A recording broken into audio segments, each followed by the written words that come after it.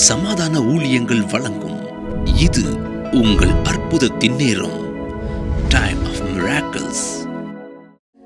சங்கீதங்களின் புஸ்தகம் 103 அதிகாரம் 5வது வசனத்தை சத்தமாக ஒருத்தர் வாசிங்க. சங்கீதம் 103:5 வாசிங்க பார்க்கலாமா? நன்மையினால் உன் வாயை திருப்தியாக்குகிறார், கழுகுக்கு சமானமாய் உன் வயது திரும்ப. கண்களை மூடி ஜெபிக்கல. ஆண்டவரே, எங்களோட பேசுகிறவர், இடைப்படுகிறவர், உங்க சத்தத்தினால எங்கள் வாழ்க்கையை செழிப்பாக்குறவர், அடின் அப்பிரோஜனமான பாத்திரம், கடமை மாத்திரம் செய்கிற நீர் வெளிப்படும் நல்ல பிதாவே, ஆமென். கரங்களை உயர்த்தி அல்லேலூயா சொல்லலாமே. சொல்லுங்க ஒரு அல்லேலூயா, அல்லேலூயா, அல்லேலூயா. பக்கத்துல பார்த்து சொல்லுங்க, கர்த்தர் நன்மையினால திருப்தியாக்குகிறார். எதனால திருப்தியாக்குறாரா? பக்கத்துல பார்த்து சொல்லுங்க பார்க்கலாம். இனிமே உங்க வாயில அவ்வளவு நல்ல விஷயங்கள் வரும். சங்கீதம் 45 அதிகாரம் சொல்லப்படுது, என் இருதயம் நல்ல எதனால பொங்குகிறதா? நல்ல விசேஷத்தினால் பொங்குகிறது. எத்தனை பேர் நம்புறீங்க கர்த்தர் நமக்கு ஒரு நன்மையை கொடுக்க வல்லவராய் இருக்கிறார்? ஒரு ஜூஸ் பாத்திரம் நிறைய மேங்கோ ஜூஸ் இருக்குது. எதுல ஒரு பாத்திரம் நிறைய மேங்கோ ஜூஸ். அந்த பாத்திரத்தை கவுத்தி நம்ம எதுல ஊத்துறோம்? ஒரு கப்பில் ஊத்துறோம். என்ன ஜூஸ் வரும்? ஒரு பாத்திரம் நிறைய ஆப்பிள் ஜூஸ் இருக்குது. அதை கவுத்துனா என்ன வரும்? Apple juice. மீன் குழம்பு சட்டிலேருந்து என்ன வரும்? சிக்கன் குழம்பு வருமா? மீன் குழம்பு தான் வரும். அதே மாதிரி தான் ஆண்டவர் நன்மையினால் நம்ம வாழ்க்கையை திருப்தியாக்குகிறார்னா அவர் நன்மையினால் நிரப்பப்பட்டு இருக்கிறார். யாக்கோபு 1 அதிகாரம் 17வது வசனத்தை வாசிங்க பார்க்கலாம். யாக்கோபு 1:17 எடுத்து சத்தமாக வாசிங்க, சீக்கிரம் வாசிங்க. யாக்கோபு 1:17 வாசிங்க. நன்மையான எந்த ஈவோ, பூர்ணமான எந்த வரமோ பரத்தில் இருந்து உண்டாகி ஜோதிகளின் பிதாவின் இடத்திலிருந்து என்ன பண்ணுகிறதா? இறங்கி வருகிறது. கரங்களை உயர்த்தி அல்லேலூயா சொல்றவங்க சத்தம் ஒரு ஹல்லேலூயா. என்ன ஈவாது? நன்மையான எந்த ஈவு, பூரணமான எந்த வரம். பக்கத்தில் பார்த்து இந்த வசனத்தை அப்படியே உள்டாவா வாசிங்க, சரியா? கெட்ட தீமையான எந்த ஈவும், என்ன ஈவும் அது? அறகுறையான எந்த விஷயமும் எங்கிருந்து வருகிறது? இருளின் பிதாவில் இருந்து. எங்கிருந்து? பாதாளத்தில் இருந்து. இருளின் பிதா. இருளின் பிதா யாரு? பிசாஸ். நீ நம்ம வாழ்க்கையில ஒரு ரகசியத்தை புரிஞ்சுக்கிடணும். கர்த்தர் நமக்கு எதை செஞ்சாலும் நன்மையை தான் செய்வார். ஆமீன் மட்டும் சொல்லக்கூடாது, மனசார அதை நம்பணும். நம்புறவங்க மட்டும் அல்லேலூயா சொல்லலாமே. Lord had never done a mistake in our life. கடவுள் நம்ம வாழ்க்கையில ஒரு காலமும் ஒரு தவறும் பண்ணது இல்லை. அவர் தவறுகளை இழைக்கிற தெய்வன் அல்ல. அவர் எதை செஞ்சாலும் நன்மையை தான் செய்வார். மக்கள் மனசுல ஒரு பெரிய எண்ணம், ஆண்டவர் எனக்கு தீமை பண்ணிட்டாரு, நான் இந்த பிரச்சனையில மாட்டிட்டேன், இதுல மாட்டிட்டேன், அதுல மாட்டிட்டேன். எங்க திருடன் கொல்லவும் நம்ம ஆண்டவர். சில பேருக்கு இப்படி வர டவுட்டு, இயேசு ரொம்ப சாஃப்டானவர், பிதா ரொம்ப ஹார்டானவர். இயேசு உடனே மன்னிச்சிருவாரு, பிதா மன்னிக்க மாட்டாரு. இப்படிலாம் நிறைய உபதேசம் ஓடிட்டு இருக்கு. என் அன்பான தேவ பிள்ளையே, இயேசுவே நமக்கு தந்து இவ்வளவாய் உலகத்தில் அன்பு கூர்ந்தது யாரு? யார் நம்ம ரொம்ப நேசிக்கா? பிதா. நம்ம வாழ்க்கையில சில ஆழமான ரகசியம் நமக்கு தெரியப்பட வேண்டும். சில ஆழமான பகுதி நமக்கு தெரிய வேண்டும். ஆண்டவர் ஒரு நாளும் தீமை செய்ய மாட்டார். இன்னைக்கு வரைக்கும் தீமை செய்தது கிடையாது, இனிமேலும் தீமை செய்ய போறது கிடையாது. அவருக்கு அற்புதமான ஒரு வார்த்தை கொடுக்கப்படுது. அவர் நன்மையான ஈவை தருகிறவர். எதை தருகிறவர்? இன்னைக்கு பெந்தேகோஸ்தே ஞாயிறு. அகில உலகமும் பரிசுத்த ஆவியை கொண்டாடி கொண்டிருக்கிறது. இன்னைக்கு நான் சொல்லுகிறேன், உங்க வாழ்க்கையில ரொம்ப ரொம்ப முக்கியமான ஒரு நன்மையை கர்த்தர் இன்னைக்கு கொடுக்க போகிறார். எத்தனை பேர் பெற்றுக்கொள்ள ஆயத்தமா இருக்கிறீங்க? கையை தட்டி ஒரு அல்லேலூயா சொல்லலாமே. நல்ல கரங்களை தட்டி ஒரு ஹல்லேலூயா சொல்லுங்க. கரங்களை தட்டி ஒரு ஆமென் சொல்லலாமே. இன்னைக்கு உங்க மனசுல ஸ்ட்ராங்கா நீங்க நம்பணும், ஆண்டவர் நன்மையை மட்டும் தான் செய்கிறார். எதை செஞ்சாலும் நன்மையை செய்வார். யோபுக்குள்ள அந்த மனநிலை இருந்துச்சு, கர்த்தர் கொடுத்தார்.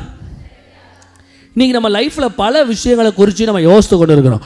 அந்த தீமையாயிடுச்சு, இப்படி வீடை வித்துட்டோம், நன்மை கர்த்தர் அதை காட்டிலும் பெரிய ஸ்கொயர் ஃபீட்ல பெரிய வீட்டை கொடுப்பார். கையை தட்டி அல்லேலூயா சொல்லலாமே. பாஸ்டர், என் பைக் ரோட்டில் உழுந்து சுக்குநூறு ஆயிடுச்சு, கர்த்தர் பைக்ல இருந்து எதுக்கு கொண்டு போவார்? காருக்கு கொண்டு போவார். பாஸ்டர் எனக்கு எம்பிபிஎஸ் கிடைக்கல, எப்பா மிஞ்சி போனால் எம்பிபிஎஸ் படித்தா என்ன பண்ணுவேன்? முக்கி ஒரு இடத்துல அரசாங்கத்தில் 1,20,000 வேலை பார்ப்பியா? மிஞ்சி போனால் 1,80,000 வேலை பார்ப்பியா? ஆனால் கர்த்தர் ஒன்றை ஒரு ஹாஸ்பிட்டலே ஆரம்பிக்க வைத்து 1000 டாக்டருக்கு சம்பளம் கொடுக்குற தக்களவுக்கு தெய்வம் உன்னை உயர்த்துவார். குரூப் ஆஃப் இன்ஸ்டிடியூஷனாக மாறுவேன். நான் ஜோம் பண்ணிட்டு இருக்கேன், ஆண்டவரே குரூப் ஆஃப் சர்ச்சஸ் மாதிரி நாங்கள் குரூப் ஆஃப் இன்ஸ்டிடியூஷன்ஸாக மாறணும். அப்படி தானே தம்பி? என்னவா மாறணும்? நம்ம குரூப் ஆஃப் இன்ஸ்டிடியூஷன்ஸாக நம்ம மாறணும். லைஃப்பில் அந்த கான்செப்ட் நமக்கு தெரியணும். ஆண்டவர் நன்மையை தான் செய்வார். நம்ம லைஃப்பில் அந்த ஃபெய்த், அந்த விசுவாசம் வேணும். கர்ப்பம் தாமதமாகுதா? ஏதோ ஒரு நன்மைக்காக தெய்வம் தாமதப்படுத்துகிறார். பிள்ளைகளுக்கு நினைச்சது நடக்கலையா? ஒரு நன்மைக்காக தான் ஆண்டவர் அதை தாமதப்படுத்துகிறார். நமக்கு சில விஷயத்தில் ஆண்டவர் சில பாத வழியாக கர்த்தர் அனுமதிக்கிறாரா? நமக்கு அந்த விசுவாசம் வேணும். ஏதோ ஒரு நன்மைக்காக தான் கர்த்தர் நடத்துகிறார். சில நேரம் நீங்கள் நினைப்பீங்க, நமக்கு இந்த பணம் வரலை, இந்த சொத்து வரலை. ஒருவேளை இந்த சொத்து வந்துச்சுன்னா அதோடு சேர்ந்து ஏதோ சாபமும் வரும். கர்த்தர் ஏதோ நன்மைக்காக தான் அந்த சொத்தை தடுத்து நிறுத்துறாரு. அதுக்கு எல்லாத்துக்கும் ஒரே விதை, கர்த்தர் நன்மையானதை செய்வார். எல்லா நன்மைக்கு. பக்கத்தில் பார்த்து சொல்லுங்க, எல்லா நன்மைக்கு. நம்ம வேணால் மாம்சமாக பல விஷயங்களை யோசிக்கலாம். அது தீமை, இது தீமை, இப்படி ஒரு பொண்டாட்டி, அப்படி ஒரு புருஷன், இப்படி ஒரு வீடு, அப்படி ஒரு இது, பல விஷயங்கள் நம்மளே யோசிக்கலாம். அது தீமை, இது தீமைன்னு. கர்த்தருடைய பார்வையில் எல்லாம் நமக்கு நன்மைக்கு ஏதுவாக நடக்கிறது, நன்மைக்கு ஏதுவாக தான் நடக்க போகிறது. Everything is for good. கரங்களை தட்டி அழகியா சொல்லுங்கள் சத்தமா. எடுங்க பார்க்கலாம், ஆண்டவர் தம்முடைய பிள்ளைகளுக்கு எப்படி நன்மைகளை தருகிறார். எடுங்க பார்க்கலாம், விரைந்து எடுங்க பார்க்கலாம். மத்தேயு 7ஆம் அதிகாரம் 9 முதல் 11 எடுத்து சத்தமாக வாசிங்க. மத்தேயு 7 9 முதல் 11. கர்த்தர் தம்முடைய பிள்ளைகளுக்கு எப்படியெல்லாம் நன்மைகளை கொடுக்கிறார். மத்தேயு 7 9 முதல் 11 வாசிங்க சிஸ்டரா. உங்களில் எந்த மனுஷனானாலும் தன்னிடத்தில் அப்பத்தை கேட்கிற தன் மகனுக்கு கல்லை கொடுப்பானா? மீனை கேட்டால் எதை கொடுப்பானா? பாம்பை கொடுப்பானா? அடுத்தா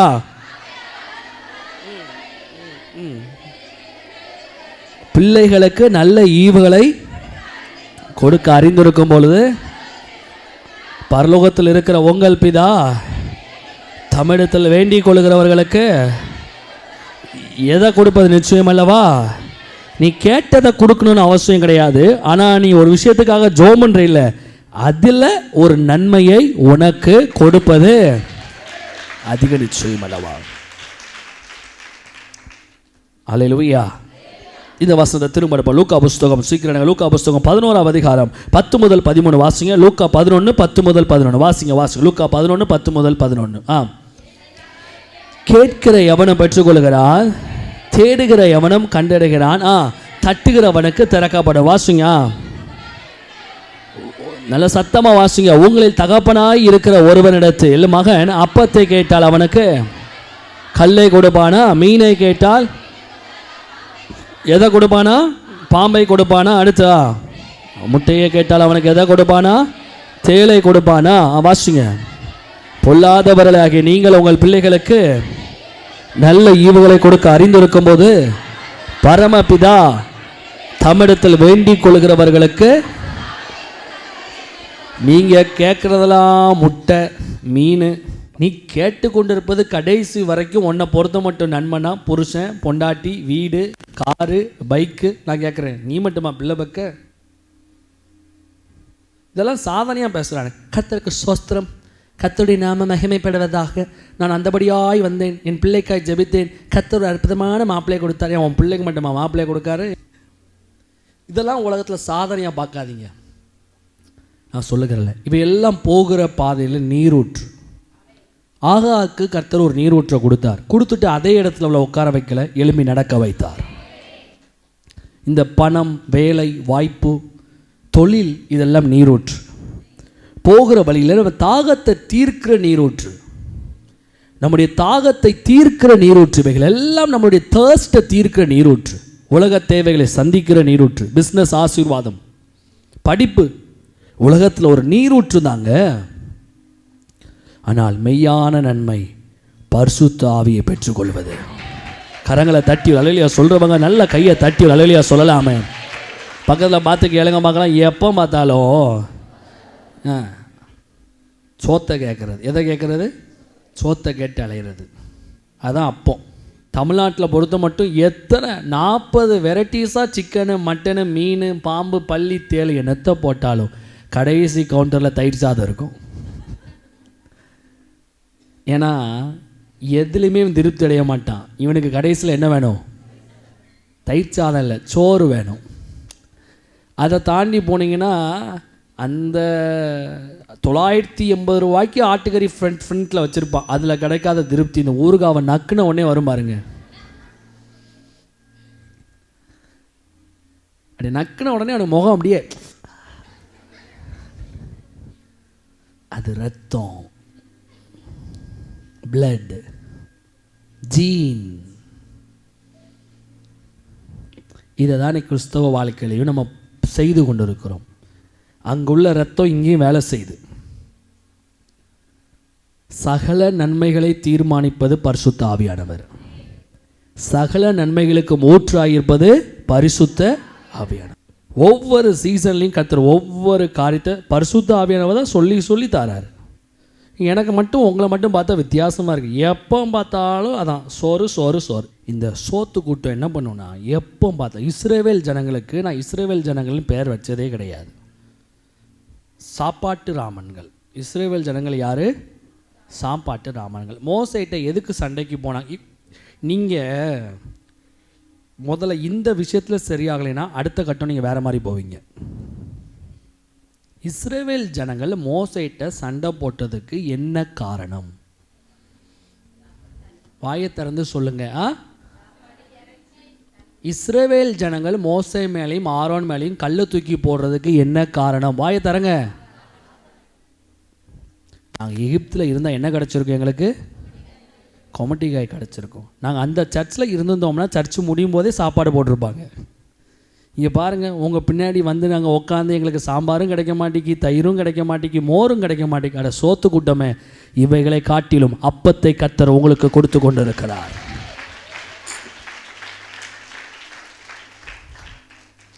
இதில் பார்த்தீங்கன்னா 2 மேட்டர் இருக்குது. நான் சொல்லுகிறேன், ஏசா எதனால ஆசீர்வாதத்தை இழந்தான்? மேலே இருக்கவங்களாம் சொல்லுங்கள், எதனால ஆசீர்வாதத்தை இழந்தான்? கூழுக்காக, சாப்பாடுக்காக. எதனால யாக்கோபு ஆசீர்வாதத்தை பெற்றான்? நான் சொல்லட்டுமா? அப்பா மகன், 2 மகன், அப்பா 3 பேருக்குமே இந்த பிரச்சனை. அப்பா ஒரு சாப்பாட்டு ராமன், அவன் பேர் யார்? ஈசாக். எவனை எப்படி ஆசீர்வதிப்பானோ சோறு கொடுத்தவர் என்ன பண்ணிடுவார்? ஆசீர்வச்சிருவார். அதான் ஆண்டவர் ஆப்பு வச்சார். நீ சோறு கொடுத்தா ஆசீர்வச்சிருவியா பாரு, நான் சோறை கொடுக்குற ஆளை மாத்துறேன். சிம்பிளாக சொல்கிறேன், உங்கள் வாழ்க்கையில் ஆசீர்வாதத்தை பெறுவதற்கு ரொம்ப நீங்கள் வேர்ல்ட்லி கான்சியஸாக இருக்கக்கூடாது. கர்த்தரிடத்துலேருந்து ஆசீர்வாதத்தை பெறுவதற்கு அதிகமாய் உலக கணக்குகளுக்காக ஜெபிப்பவர்களாய் இருக்கக்கூடாது. உலக கணக்குக்காக அதிகமாய் பரிதபிக்கிறவர்களாய் நீங்கள் இருக்கக்கூடாது. இயேசு சொல்லுகிறார், எண்ணத்தை உண்போம், எண்ணத்தை குடிப்போம் என்று கவலைப்படாதிருங்கள். இப்போ கூட எல்லாருக்கும் கவலை, ஐயோ நீங்கள் மிஸ் பண்ணிட்டோமே இந்த கல்யாண வீட்டை. நீங்கள் உலக காரியங்களுக்காக ரொம்ப கவலைப்பட்டாலே ஆவிக்குரிய வாழ்க்கை முடிஞ்சதுன்னு அர்த்தம்.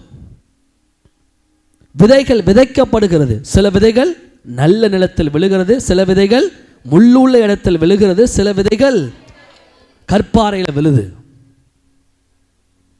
அந்த உலகத்தை குறித்த பாரம் ரொம்ப உங்களுக்குள்ள பெருகிருச்சுனாலே நீங்கள் தேவனுக்குள்ள இல்லை. 2வது பின்மாற்றத்துக்குள்ளே போக ஆரம்பிச்சிட்டீங்க. when you become more conscious about the worldly things, உலக காரியங்களை குறித்து ரொம்ப யோசிக்கவும் கவலைப்பட தொடங்கியாச்சுனாலே நீங்கள் பின்மாற்றத்துக்குள்ளே போய் கொண்டு இருக்கிறீங்க. உங்கள் வாழ்க்கையை சீர்திருத்துங்க, முன்னாடி வாங்க. இன்னைக்கு ஆண்டவர் சொல்லுகிறார், அப்பத்துக்கு பதிலாக எதை கொடுப்பானா? கல்லை கொடுப்பானா? மீனுக்கு பதிலாக பாம்பை கொடுப்பானா? முட்டைக்கு பதிலாய்? அட முட்டாள் கூட்டமே, இவைகளை காட்டிலும் இயேசு சொல்லுகிறார், பரம பிதா தமிழிடத்தில் வேண்டிக் கொள்கிறவர்களுக்கு எதை கொடுக்க வல்லவராய் இருக்கிறார்? கரங்களை தட்டி அல்லேலூயா சொல்றவங்க சத்தமா அல்லேலூயா சொல்லலாமே. நல்ல சத்தமா கரங்களை தட்டி ஹல்லேலூயா சொல்லுங்க. சத்தமா அல்லேலூயா. சொல்லுங்க, ஒரு ஆமேன்னு சொல்லலாமே. சரி, இன்னைக்கு நம்ம 2 விதமான தேடுதல் நம்ம வாழ்க்கையில் இருக்கு. என்ன தெரியுமா? ஒன்று அப்பம், இன்னொன்று கல். பக்கத்தில் பார்த்து சொல்லுங்க, ஒன்று அப்பம், இன்னொன்று என்னது? கல். அப்பன்னா வேற ஒன்றுமே இல்லைங்க. எனக்கு அன்பான தேவ பிள்ளைகளே, ஆண்டவர் சொல்லுகிறாரு, அவருடைய வார்த்தையை அதிகமாக தேடணும். அப்பம் என்றால் தேவனுடைய வார்த்தை, கல் என்றால் மாம்சம். கல்னா என்னது? மாம்சம். இன்னைக்கு உங்கள் வாழ்க்கையில் ஆண்டவர்கிட்ட நீங்கள் கேட்குறது அப்பமா இல்லை கல்லா? இதில் ரொம்ப கான்சியஸாக இருக்கணும். ஒரு விஷயத்தை கடவுள்கிட்ட கேட்கறதுக்கு முன்னாடி நம்ம தெளிவாக இருக்கணும். நம்ம அப்பத்தை கேட்குறோமா இல்லை கல்லை கேட்குறோமா? ஃபார் எக்ஸாம்பிள், ஆண்டவரே எனக்கு வீட்டை தாரும் அப்படிங்கிறது கல். ஆண்டவரே இந்த வீடை கட்டலாமா வேண்டாமா, இது என்னது? அப்பம். அந்த வீட்டை கட்டுகிற அப்பத்துக்காக காத்திருப்பது வேற, அந்த வீடுக்காக காத்திருப்பது வேற. ஆண்டவரே இந்த திருமணத்தை நான் செய்யலாமா வேண்டாமா, இது அப்பத்தின் அணுகுமுறை. ஆண்டவரே இந்த மகளை நான் முடிக்கலாமா வேண்டாமா, இது அப்பத்தின் அணுகுமுறை. ஆண்டவரே இவ்வளவுதான் நான் முடிப்பேன், இது என்ன அணுகுமுறை? கல். ஆண்டவரே என் மகளை நான் இந்த MBBS படிக்க வைக்கலாமா வேண்டாமா, இது என்ன அணுகுமுறை? அப்பத்தின் அணுகுமுறை. தேவனுடைய வார்த்தைக்காக ஒவ்வொரு விஷயமும் செய்யறதுக்கு முன்னாடி தேவனுடைய வார்த்தைக்காக, அப்பத்தின் அணுகுமுறை. ஆண்டுடைய வார்த்தையை கேட்டு அதன்படி செய்கிறது அப்பத்தின் அணுகுமுறை. நல்ல வாய்ப்பு கிடைச்சிருச்சு, சும்மா போட்டேன், கவுன்சிலிங் போட்டேன், கிடைச்சிருச்சு, உள்ள போய் தலையை கொடுத்துட்டேன். இது கல்லின் அணுகுமுறை, மாம்ச அணுகுமுறை. ஒரு ஞாயிற்றுக்கிழமை தேவனுடைய ராஜ்யத்துக்கு அடுத்த காரியத்தில் நம்ம செய்யணுமா வேண்டாமா, அந்த அப்பத்தின் அணுகுமுறை வேணும். ஓய்வு நாள் கர்த்தருக்கு உரியது. அந்த அப்பத்தின் அணுகுமுறை எப்பவுமே தேவன்கிட்ட போகும்போது அப்பத்தின் அணுகுமுறை வேண்டும், கல்லின் அணுகுமுறை வரக்கூடாது நம்மகிட்ட. இன்னைக்கு ஒரு தீர்மானம் எடுங்க உங்க வாழ்க்கையில், கர்த்தர்கிட்ட கேட்கறது அப்பமா இல்லை கல்லா? பக்கத்தில் பார்த்து சொல்லுங்க பார்க்கலாம், நீ அப்பத்தை கேட்கியா? சர்ச்சுக்குள்ளே வரும்போது செல்ஃபோனை ரிங் பண்ண விடுறது, சர்ச்சுக்கு வரும்போது செல்ஃபோனை சுவிட்ச் ஆஃப் பண்ணிட்டு வரணும், இல்லை செல்ஃபோனை வீட்டில் வச்சுட்டு வரணும். வாரத்தில் 2 மணி நேரம் தேவனுக்கு கொடுக்கோமே, அந்த நேரத்தை முழுமையாக கொடுப்போமே. ரிங் ரிங் ரிங் ரிங், சைத்தான் கூப்பிடுறான், வா சோறு தாரேன், வா வா சோறு தாரேன், வா சோறு தாரேன். என் அருமையான சபையே, ஆண்டவர்கிட்ட கேட்குற நீங்கள் சோத்தை கேட்காதீங்க, அப்பத்தை கேளுங்க. மனுஷன் தேவனுடைய வார்த்தையினால் என்ன பண்ணுவான்? பிழைப்பான். உங்கள் பிள்ளைகளுக்காக சோத்தை கேட்காத, பிள்ளைகளுக்காக அப்பத்தை கேளு. ஆண்டவரே என் பிள்ளை எதிர்காலத்துக்காக பிஸ்னஸை கேட்காத, ஆண்டவரே என் பிள்ளையை ஆசீர்வதிக்கிற அப்பத்தை தாங்க. உங்கள் கணவனுக்காக தொழிலை கேட்காதீங்க, ஆண்டவரே என் கணவனை ஆசீர்வதிக்கிற அப்பத்தை தாங்க. அப்பத்தின் அணுகுமுறை. பக்கத்தில் பார்த்து சொல்லுங்க பார்க்கலாம், என்ன அணுகுமுறை இது? 2. மீனை கேட்டால் எதை கொடுப்பானா? சத்தமாக சொல்லுங்க பார்க்கலாம், எதை கொடுப்பானா? மீனை கேட்டால் எதை கொடுப்பானா? பாம்பை கொடுப்பானா? பக்கத்தில் பார்த்து சொல்லுங்க, தூரத்தில் இருந்து பார்க்க மீனும் பாம்பும் கிட்டத்தட்ட எப்படி இருக்கும்? ஒன்று போல் இருக்கும். இந்த விலாங்கு மீன் ஒரு மீன் இருக்குது, அது பார்க்க எப்படி இருக்கும்?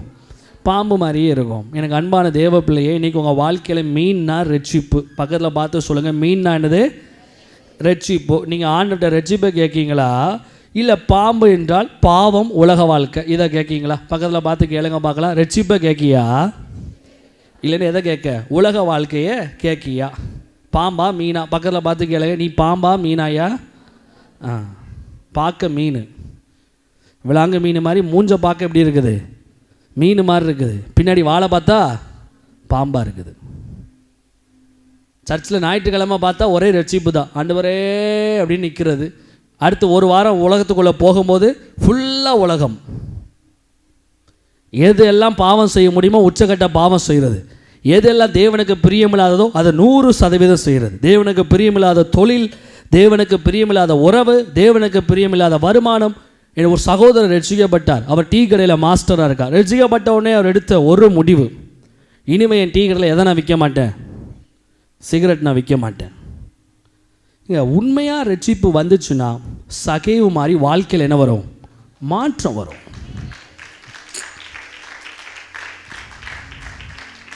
நான் அறிஞ்சு ஒரு பிரதர் தூத்துக்குடியில் டாஸ்மார்க் நடத்தி கொண்டு வந்தார். இப்போ அவர் ரட்சிக்கப்பட்டு பார்ஸ்லாம் டெண்டர் எடுத்து நடத்தி கொண்டு இருந்தார்.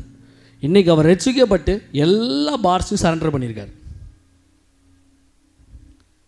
அது ரட்சிப்புனாலே எனக்கு புரியலைங்க. அது மனசில் மட்டும் நடக்கிற விஷயம் கிடையாது தேவ பிள்ளைய. ரட்சிப்புனா உன் செயலையும் வெளிப்படும். அந்த ரட்சிப்பு ஒரு சிஸ்டர் ரட்சிக்கப்பட்டு சர்ச்சுக்கு வந்தாங்க. அவங்க சொன்னாங்க வாழ்க்கையில் அவங்களுக்கு பூவுக்கு மேலே பயங்கர ஆசையாம். பூ இல்லாமல் தூங்க மாட்டாங்க, பூ இல்லாமல் எந்திக்க மாட்டாங்க, பூ இல்லாமல் நடக்க மாட்டாங்க, பூ இல்லாமல் பேச மாட்டாங்க, பூ இல்லாமல் எதையுமே செய்ய மாட்டாங்க. அவங்களுக்கு பூனா அவ்வளோ இஷ்டமா. அப்போ ரட்சிக்கப்பட்ட நாளை கர்த்தர் அவங்க கூட பேசினாராம், உனக்கு பிரியமானதை விட்டுருன்னு. அப்போ யோசித்து பார்த்தாங்க, நமக்கு பிரியமானதை விடணும்னா யாரை விடுறது அப்படின்னு யோசித்தாங்க. அப்போ ஆவியானவர் காமிச்சாரா, நீ நம்ம என்ன பண்ணக்கூடாது, பூ வைக்காத. எல்லாரையும் பூ வைக்காதீங்கன்னு சொல்ல வரலை. ரட்சிப்புனாலே அந்த வெளியே அந்த எஃபெக்ட் தெரியும், வெளியே அந்த அனுபவம் வெளியே தெரியும். ஒரு கடைக்காரன் ரட்சிக்கப்பட்டிருக்கானா மாற்றம் தெரியும். அவன் காரில் ஒரு மாற்றம் தெரியும், அவன் பைக்கில் ஒரு மாற்றம் தெரியும், அவன் ட்ரெஸ்ஸில் ஒரு மாற்றம் தெரியும், அவன் பார்வையில் ஒரு மாற்றம் தெரியும், அவன் உடையில் ஒரு மாற்றம் தெரியும், அவன் சிந்தனையில் ஒரு மாற்றம் தெரியும், சொல்ல ஒரு மாற்றம் தெரியும். எதுக்கு எடுத்தாலும் கெட்ட வார்த்தை போடுறவங்க கர்த்தர் ஒருத்தர் ரட்சித்தார்னா அந்த கெட்ட வார்த்தையிலேருந்து வெளியே வருவான். அப்படி இல்லைன்னா அவன் மூஞ்சி வந்து எப்படி இருக்குது, விலாங்கு மீன் மாதிரி மீனாக இருக்குது, வால் வந்து எப்படி இருக்குது, பாம்பு மாதிரி இருக்குது. இன்னைக்கு ஆண்டவர்கிட்ட கேளுங்க, ஆண்டவரே எனக்கு ரட்சிப்பை தாங்க ஆண்டவரே. எத்தனையோ காரியங்களுக்காக நீங்கள் கேட்கீங்க. மிக முக்கியமான 4 நன்மைகள். முதலாவது ஆண்டவர் கொடுக்கிறது தேவனுடைய வார்த்தை. 2வது பெரிய நன்மை மீன் ரட்சிப்பு. 3வது பெரிய நன்மை முட்டையை கேட்டால் எதை கொடுப்பானா, தேலை கொடுப்பானா. கரங்களை உயர்த்து அலையிலையா சொல்லலாமே. நான் சொல்லட்டுமா, போன வாரம் சர்வீஸில் பேசினேன், ஈவினிங் சர்வீஸில். என்ன அப்படின்னா, முட்டைனா வேறு ஒன்றுமே இல்லை. முட்டைனாலே உங்களுக்கு என்ன ஞாபகம் வரும், பக்கத்தில் பார்த்து கேளுங்க. முட்டைனாலே உங்களுக்கு என்ன ஞாபகம் வருது, பக்கத்தில் பார்த்து கேளுங்க பார்க்கலாம். பக்கத்தில் பார்த்து முட்டைனாலே என்ன ஞாபகம் வருது, நல்லா வெங்காயத்தை பொடுசாக நறுக்கி, நல்லா 2 மிளகாயை பொடுசாக நறுக்கி அதை முட்டைக்குள்ளே போட்டுலாம் அடிக்கக்கூடாது. நான் சொல்கிற மாதிரி ஆம்லேட் போட்டு பாருங்கள். அது ஃபஸ்ட்டு தோசைக்கல்ல போட்டு அந்த வெங்காயத்தை நல்லா வதக்குங்க. நல்லா அந்த வெங்காயத்தை குக் பண்ண விடுங்க. அந்த நல்ல மிளகாயை குக் பண்ண விடுங்க. லைட்டாக அதுக்கு மேலே உப்பு அந்த வெங்காயத்தை கூட சேருங்க. கொஞ்சம் போல் அதை கொஞ்சம் லைட்டாக கொஞ்சம் அந்த வத்தலை போடுங்க. அந்த வத்தல் கொஞ்சம் கரியணும். அந்த வத்தல் அந்த வெங்காயத்தோடு சேர்ந்து வத்தல் கரியணும். 2 மல்லி இலையை கிள்ளி போடுங்க. 3 கருவேப்பிலையை கிள்ளி போடுங்க. திரும்ப அந்த வெங்காயத்தெல்லாம் எடுத்து முட்டைக்குள்ளே போடுங்க. திரும்ப முட்டையை அடிங்க. அதுக்கப்புறம் தேங்காய் எண்ணெயை தோசைக்கல்ல போடுங்க, முட்டையை ஊற்றுங்க. இன்னொரு முட்டையை அடிக்கும் போதே 2 கரண்டி எண்ணெயை உள்ளே ஊற்றி அடிங்க. அப்போ தான் முட்டை தோசைக்கல்ல போடும்போது சும்மா பீஸா மாதிரி இப்படி வரும். ஐயோ, உங்களை கூப்பிட்றதுக்கு முன்னாடி பிசாசு என்னைய கூப்பிடுது, டேய் சீக்கிரம் வாடான முட்டையோடு உட்காந்துருக்கேன் அப்படின்னு.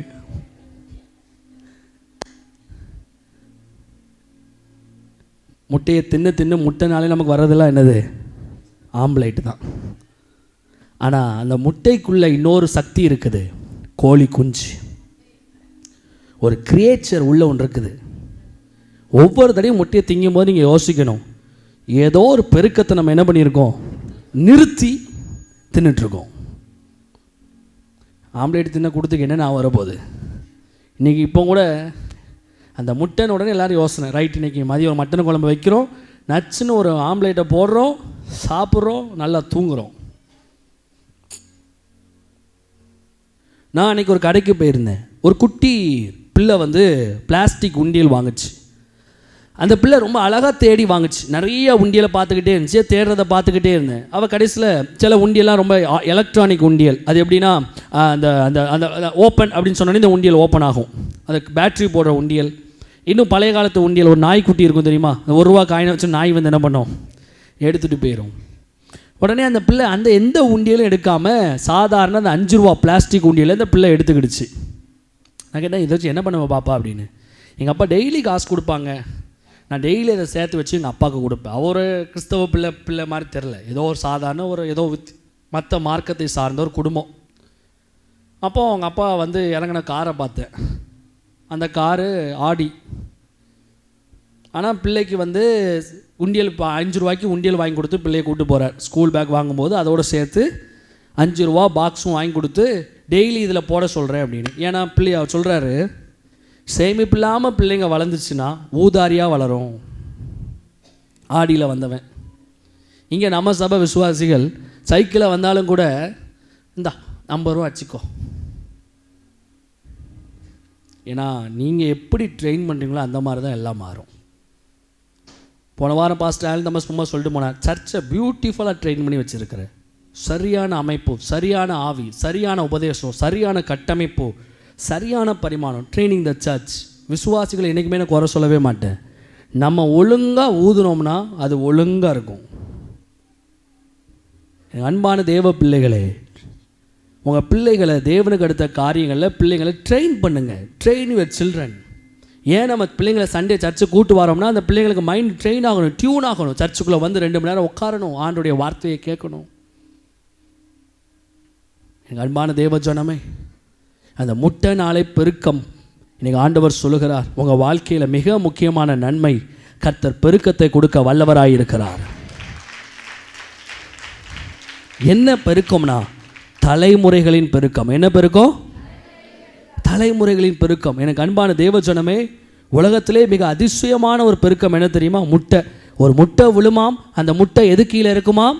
கோழியினுடைய செட்டைகளுக்குள்ளே இருக்குமா. அதுலேருந்து புறப்படுகிற அந்த ஹீட் என்ன பண்ணுமா? உள்ளேருந்து கோழி குஞ்சுகளை கொண்டு வருமா. இன்றைக்கி உங்கள் வாழ்க்கையில் ஆண்டவர்கிட்ட பெருக்கத்தை கேளுங்க. தேவ பிள்ளையை பெருக்கத்தை கேளு. ஆண்டவரை என்னை பெருக பண்ணும், என் வாழ்க்கையை பெருக பண்ணும், என் ஜெப ஜீவியத்தை பெருக பண்ணும், என் கொடுக்குற அளவை பெருக பண்ணும், என்னுடைய ஊழியத்தை பெருக பண்ணும். இதெல்லாம் கேட்கறது கிடையாது. ஆண்டவரே முட்டை தாங்க, ஆம்லேட் போடணும். பக்கத்தில் பார்த்து சொல்லுங்க பார்க்கலாம். ஆண்டவரே முட்டை தாங்க, நான் என்ன போடணும்? ஆம்லேட் போடணும். 24 தான் சொல்கிறேன்ல, சோத்துக்காக நீங்கள் ஆரம்பித்து கடைசியில் சோத்துக்காகவே முடிக்க போகிறீங்க. கல்யாணத்துக்காக ஆண்டவரை தேடி கடைசியில் அந்த கல்யாணம் ஃபெயிலியரில் முடியும். அதோடு உங்கள் கிறிஸ்தவ வாழ்க்கை முடிவு கொண்டு வருவீங்க. தேவ மனுஷனாக சொல்கிறேன், எழுதி வை உன் செவத்தில். நீ உலக காரியங்களுக்காக கடவுளை தேடினால் ஒன் டே அந்த உலக காரியம் பிரேக்கப்பில் வரும். அன்னைக்கு நீ சொல்லுவேன், இயேசுவை தேடி என்ன பயன். இன்றைக்கி நான் சர்ச்சை ட்ரெயின் பண்ணுறேன். நீ காருக்காக நீ கர்த்தரை தேடுற, கர்த்தர் காரை கொடுப்பார், கொடுத்ததை எடுப்பார். அது போகும்போது நீ சொல்லுவேன், கர்த்தரை தேடி என்ன நடந்துச்சு, நான் நம்ம சர்ச்சுக்கு வர மாட்டேன். Finally you will end up in God. அதான் சொல்லுகிறேன், தேவனை தேடுவது நம்ம உலக பிரகாரமான நன்மைகளுக்காக கர்த்தரை ரொம்ப தேடக்கூடாது. இவைகளெல்லாம் கர்த்தர் கொடுப்பார். இவைகளை காட்டிலும் நாம் அவரிடத்தில் கேட்பது, அவரிடத்தில் வாஞ்சித்து கேட்பது ரட்சிப்பு. முதலாவது அப்பம், தேவனுடைய வார்த்தை. 2வது மீன், ரட்சிப்பின் அனுபவம். 3வது மிக முக்கியமான அனுபவம், தேவன் தருகிற பெருக்கம். கரங்களை தட்டி அல்லேலூயா சொல்லலாமே. இப்படி உங்க மைண்ட் டியூன் ஆகும்போது 4வது கர்த்தர் சொல்லுகிற வார்த்தை, தம்மிடத்தில் வேண்டிக் கொள்கிறவர்களுக்கு பரிசுத்த ஆவியை. பக்கத்தில் பார்த்து சொல்லுங்க, 3 விஷயத்தை நீங்க கடந்தீங்கன்னா, நல்ல பக்கத்தில் பார்த்து சத்தமா சொல்லுங்க, 3 காரியத்தை நீங்க தாண்டி வந்தாதான் பரிசுத்த ஆவியை பெற முடியும். என்ன அனுபவம் சொல்லுங்க பார்க்கலாம்? தேவனுடைய வார்த்தை. 2வது என்ன பாப்பா? 2வது என்ன பாப்பா? ரட்சிப்புக்காக டெய்லி ஆண்டவர்கிட்ட ஜெபம் பண்ணணும். அடுத்து 3வது என்னது? பெருக்கம். 4வது பரிசுத்த ஆவியானவர். ஆண்டவர் பார்வையில் நன்மைகளில் மிக முக்கியமான நன்மை என்ன தெரியுமா? பரிசுத்த ஆவியானவர். பரிசுத்த ஆவி இல்லாமல் நீங்கள் எத்தனை சர்ச்சுக்கு போனாலும் சரி. நேற்று திருநெல்வேலியில் தான் பேசுனேன், பயங்கரமாக மக்கள் தொடப்பட்டாங்க. ஒரு மாதிரி மக்கள் ஒரு பயத்தோடு நின்னாங்க.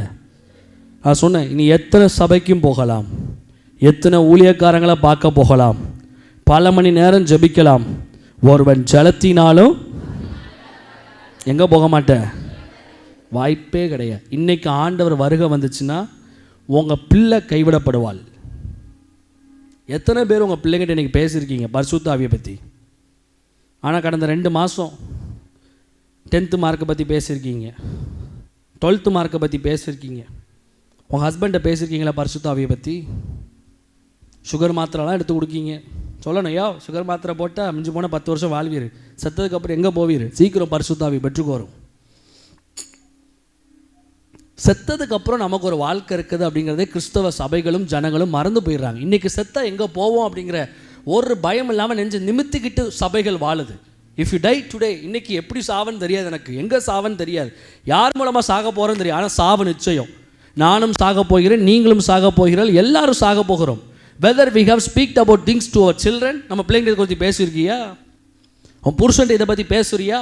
வீடு கட்டுறதை பற்றி பேசுகிற, கார் வாங்குறதை பற்றி பேசுகிற, லோன் போடுறதை பற்றி பேசுகிற, பர்சனல் லோனை பற்றி பேசுகிற, அவங்க கல்யாணத்துக்கு எவ்வளோ மொய் செய்யணும், அவன் 1000 ரூபா செஞ்சான் ஆனால் 1500 செய்யணும், இதை பற்றி பேசுகிற, அதை பற்றி பேசுகிற, இதை பற்றி பேசுகிற. பரிசுத்த ஆவியை பற்றி என்னைக்கா ஒரு நாள் பேசியிருக்கேயா? கேட்டால் பெந்தேகோஸ்தே சபை இல்லை பரிசுத்தாவை பெறுவதற்காக ஒரு பொருத்தனை காணிக்க பண்ணியிருக்கியா? நான் பண்ணியிருக்கேன். ஆண்டவரே, எனக்கு இந்த பரிசுத்தாவின் வல்லமை கிடச்சுன்னா இத்தனை லட்சம் நான் கொடுப்பேன், இத்தனை ஆயிரங்கள் நான் கொடுப்பேன். நீ கண்டதுக்கெல்லாம் பொருத்தனை பண்ணுறியே, குடும்ப சொத்து வர்றதுக்கு பொருத்தனை, இன்னைக்கு பொருத்தனை பண்ணு. ஆண்டவரே, பரிசுத்தாவி தந்தீங்கன்னா 50,000 ஃபார் யூ. அதுக்கெல்லாம் பொருத்தனை வராது. நிச்சயம் சொல்கிறேன், நன்மை இல்லாதவனாய் உட்கார்ந்துருக்க சபை, நன்மை இல்லாத சபையாக உட்கார்ந்துருக்குது. நீ ஒரு நன்மை இல்லாதவனா உட்கார்ந்துருக்கிற, சும்மா பல்லிழிக்க பேசுறது, அவனுக்கு அதில் இவளுக்கு இதில். ஆண்டவர் பார்வையில் நீ ஜீரோ. பரிசுத்த ஆவியை பெறாம சபைக்குள்ள உட்கார்ந்துருக்கிற, யூ ஆர் ஜீரோ. நீ ஒரு கூமுட்டை, அழுகி போன முட்டை, ஆம்லேட்டுக்கு ஆக மாட்டே. நீ யுவர் வேல்யூ, உன் ஆண்டவர் பார்வையில் ஒரு லைஃபுடைய value zero. Mark my words. நீ ஒரு ஆண்டவர் பார்வையில் ஒரு வேஸ்ட்லெஸ் ஃபெலோ. ஏன்னா நீ என்ன பண்ணாலும் பரலோகம் வர முடியாது. ஆண்டவர் கிருபையின் காலத்தை கொடுத்திருக்கிறார், இரக்கத்தின் காலத்தை கொடுத்திருக்கிறார். ஜெபத்தின் அனுபவம் மாறட்டும். தாவீது பாவம் செய்யும்போது என்ன தெரியுமா ஜெபம் பண்றான்? ஆண்டவரே, நீர் கொடுத்த பரிசுத்த ஆவியை என்னை விட்டு என்ன பண்ணாதீங்க, எடுத்துக்கொள்ளாதரும். அவன் பாவம் செஞ்சதை குறித்து கவலைப்படலை. பாவம் செஞ்சதுனால யார் என்ன விட்டு போயிடக்கூடாது. அதனால தான் ஆண்டவர் சொல்றாரு, என் இருதயத்துக்கு ஏற்றவன். மேலே இருக்கவங்களாம் பக்கத்தில் பார்த்து சொல்லு, பரிசுத்த ஆவி இல்லாமல் உட்காந்துருக்கையில் ரொம்ப நாள் பக்கத்தில் பார்த்து சொல்லுங்க பார்க்கலாம். பரிசுத்த ஆவியானவர் இல்லாமல் ரொம்ப நாள் ஓட முடியாது. இன்னைக்கு செத்துட்டோம்னா நம்மளை மீட்கப்படும் நாளுக்கென்று வெளியே கொண்டு வருகிறவர் வேற யாரும் அல்ல, உங்க கல்லறைகளுக்கு மேல முத்திரையாய் இருக்கிற கர்த்தருடைய ஆவியானவர். என்று நிறைய பேர் கேட்பாங்க, சாபம் எப்படி பாஸ்டர் உடையும்? நான் சொல்லுகிறேன், நன்மை ஆவியானவர். ஆவியானவர் இறங்கும் போது சாபங்கள் என்ன பண்ணும்? உடையும். பரம்பரை கட்டுகள் உடையும், பரம்பரை ரோகங்கள் உடையும், பரம்பரை வியாதிகள் மறையும், பரம்பரை சிக்கல்கள் தீரும், பரம்பரை சுவாபம் மாறும், பரம்பரை எண்ணங்கள் மாறும், டேக் மாறும், ஐடென்டிட்டி மாறும், சொல்லு மாறும், பேச்சு மாறும். பேதுரு அன்னைக்கு அந்த கிளவி வந்து 10 பேர் அவன்கிட்ட வந்து கேட்காங்க, எப்பா உன்னுடைய சொல் உன்னுடைய செயல் எல்லாம் இயேசு கிறிஸ்து அந்த கலிலேயன் கூட இருந்தது போல இருக்குன்னு சொல்லி எத்தனை தடவை மறுதளிக்கிறான். இதுதான் பாரம்பரிய கிறிஸ்தவ அனுபவம். ஒரு உலகத்தின் அறைகூவல், ஒரு ஓநாய். ஆண்டவர் சொல்லியிருக்கிறார், ஓநாய் கூட்டத்தில் அனுப்பது போல அவங்களை அனுப்பி இருக்கிறேன் அப்படின்னு ஆண்டவர் சொல்லியிருக்கிறாரு. நீங்க பரிசுத்த ஆவி இல்லாம இருந்தீங்கன்னா ஒரு கிளவி வந்து என்ன இயேசுவை தேடி என்னாச்சு, அப்பா இயேசு கிடையாது. அந்த ஓநாய் கூட்டத்தின் சத்தத்துக்கெல்லாம் நம்ம ட்ரிகர் ஆகிறோம்னா உள்ள சரக்கு இல்லை, பரிசுத்த ஆவியின் பலம் நீங்க சுத்தமா இல்லை. இங்க போற கிளவி ஒன்று பேசுவா, வர்ற கிழவன் ஒருத்தன் பேசுவான், அவன் பேசுவான், இவ பேசுவான், உடனே நீங்க மறுதளிப்பீங்க. ஆண்டவருக்கு எனக்கும் சம்பந்தம் கிடையாது, சர்ச்சுக்கும் எனக்கும் சம்பந்தம் கிடையாது, எதுக்கும் எனக்கும் சம்பந்தம் கிடையாது. அதெல்லாம் ஒண்ணு இல்லை. கடவுளை தேடி ஒரு பயன் இல்லை. the one and only reason. 3 தடவை மறுதளிச்ச பேதுரு 120 பேர் மத்தியில எந்திரிச்சு நின்று பேசுறா, சிலுவையில அறையப்பட்ட இயேசுவை நான் தான் பிரசங்கிக்கிற, அவர் கூட இருந்ததுனா, அவரை கண்ணால பார்த்ததுனா. எப்படி இன்னைக்கு ஏன் இந்த உலகெல்லாம் பேசுறது அஃபெக்ட் பண்ண தெரியுமா? நிறைய பேர் என்ன சொல்லுவாங்க, அவங்க என்ன இப்படி பேசிட்டாங்க, இவன் என்ன. பரிசுத்த ஆவியை பெற்றுப்பாரு, செவுடங்காதுல சங்கோதன மாதிரி எவன் என்ன பேசினாலும் நீ சொல்லுவ, கர்த்தருக்காக நான் வாழ்வேன். எனக்கு வந்துடுறானுங்க ஆய்வுனா, கல்யாணம் வச்சா உடனே வந்துடுது. அது எங்கள் மாமாட்ட கேட்டு நான் முடிவு எடுக்கணும் பாஸ்டர், அவரை மீறி ஒன்றும் செய்யாது. I want to consult with my family, I want to consult with my brother. பரிசுத்த ஆவியின் ஆலோசனையை கேளுங்க, பரிசுத்த ஆவியானவரை நாடுங்க. இந்த பெந்தெகோஸ்து திருநாள் சபைகள் கொண்டாடி கொண்டிருக்கிறது. இது கொண்டாடுகிற நேரம் அல்ல, விசுவாசிகள் பெற்றுக்கொள்கிற நேரம். ஒரு வாலிப பிள்ளை என்கிட்ட வந்து என்ற விஷயத்தை கேட்டா, பாஸ்டர் ரட்சிப்பின் அனுபவம் வேற. அழகான ஒரு கேள்வி. ரட்சிப்பின் அனுபவம், எனக்கு டவுட் இருக்கு பாஸ்டர், ரட்சிப்பின் அனுபவம் வேற, பரிசுத்த ஆவியை பெற்றுக்கொள்ள அனுபவம் வேறையா? இது ரெண்டுக்கும் எனக்கு ஒரு விளக்கம் வேணும். இது வேற, அது வேற. அதான் சொல்லுகிறேன், ஜலத்தினால் பெறுவது ரட்சிப்பின் அனுபவம், பரிசுத்த ஆவியை பெறுவது அது வேற அனுபவம். அதை யோவான் ஸ்நானகன் அழகா சொல்லுவாரு, எனக்கு பின் ஒருத்தர், அவர் பரிசுத்த ஆவியினாலும் பரிசுத்த ஆவினாலும். அப்போ என்ன அர்த்தம்னா, நான் ரட்சிப்பின் அனுபவத்துக்குரிய ஞான ஸ்நானம் தாரேன், ஆனால் எனக்கு பின்னாடி ஒருத்தர் வாராரு, அவர் பரிசுத்தாவின் அனுபவத்தினால் உங்களுக்கு எதை கொடுப்பார்? ஞான ஸ்நானம் கொடுப்பார். கரங்களை தட்டி ஒரு அல்லேலூயா சொல்றவங்க சத்தம் அல்லேலூயா சொல்லலாமே. இன்னைக்கு எத்தனை பேர் ஆண்டவர்கிட்ட ஜெபம் பண்ண போகிறீங்க? நீங்கள் ஒன்றும் பண்ண வேண்டாம். இன்னையிலேருந்து டெய்லி நீங்கள் ஜெபிக்க ஆரம்பிங்க. பரிசுத்தாவின் அனுபவம் என் வாழ்க்கையில் பெருகட்டுமானவரே. முதலாவது விஷயம், என் வாழ்க்கையில் அப்பத்தை கேட்கிற அனுபவம் பெருகட்டும். பக்கத்தில் பார்த்து சொல்லுங்க பார்க்கலாம், என்ன அனுபவம் பெருகட்டும்? ரெண்டாவது, ரட்சிப்பை கேட்கிற அனுபவம் பெருகட்டும். எதை கேட்கிற அனுபவம்? அடுத்து மூணாவது, பெருக்கத்தின் அனுபவம் பெருகட்டும். நாலாவது, பரிசுத்தாவியை கேட்கிற அனுபவம் பெருகட்டும். இவை எல்லாத்தையும் கர்த்தர் கேட்டா கொடுப்பார். கரங்களை தட்டி அல்லேலூயா சொல்றவங்க நல்லா மேலே இருக்கவங்க கரங்களை தட்டி அல்லேலூயா சொல்லலாமே. இன்னைக்கு நான் சொல்ற முக்கியமான விஷயம் அதான். மனுஷனுக்கு 4 நன்மை. முதல் நன்மை, பக்கத்தில் கை கொடுத்து சொல்லுங்க பார்க்கலாம், உலகத்தில் மிக முக்கியமான நன்மை தேவனுடைய வார்த்தை, ரட்சிப்பின் அனுபவம், பெருக்கத்தின் அனுபவம், பரிசுத்த ஆவியானவர். இது 4 இல்லைன்னா நீ ஆம்லேட்டு தான். யார் நீ? ஆம்லேட்டு தான். சீக்கிரம் தோசைகளுக்கு கர்த்தர் கொண்டு போயிடுவார். போட்டு டம்முன்னு அடித்து உடச்சி ஆம்லேட்டை போட்டு தேவ தூதர்களுக்கு கொடுத்துருவார். பரலோகத்தில் ஒரு ஆம்லேட் வருது, போட்டு தின்னுங்கடா அப்படின்னு. Don't waste your time, don't waste your prayer. தேவன்ட்டு இந்த 4 காரியத்தை கேளுங்க, கர்த்தர் உங்களை ஆசீர்வதிப்பார். அன்பானவர்களே, இந்நிகழ்ச்சியின் மூலம் நீங்கள் ஆசீர்வதிக்கப்பட்டிருப்பீர்கள் என்று நம்புகிறோம். நீங்களும் எங்களோடு இணைந்து கர்த்தரை ஆராதிக்க விரும்பினால் எங்களது ஞாயிறு ஆராதனை நேரம், முதலாம் ஆராதனை காலை 9 மணிக்கும், இரண்டாம் ஆராதனை மாலை 6 மணிக்கும் நடைபெறுகிறது. வியாழக்கிழமை தோறும் மாலை 7 மணி அளவில் துதியினால் விடுதலை பிரார்த்தனை நடைபெறும். தெய்வீக சுகம், பிசாசின் கட்டிலிருந்து விடுதலை, தொழில் ஆசீர்வதிக்கப்பட, துல்லியமான தீர்க்க தரிசன வார்த்தை நிறைவாய் பெற்றிட அனைவரையும் அன்புடன் அழைக்கிறோம். எங்களது ஆலய முகவரி சமாதான தேவ ஆலயம், பால்பாண்டி நகர், மில்லர்புரம், தூத்துக்குடி. எங்களது அலைபேசி எண் 8109096795. கர்த்தர் தாமே உங்கள் அனைவரையும் ஆசீர்வதிப்பாராக. This program is exclusively produced and brought to you by Peace Ministries, Tuticorin, Tamil Nadu, India.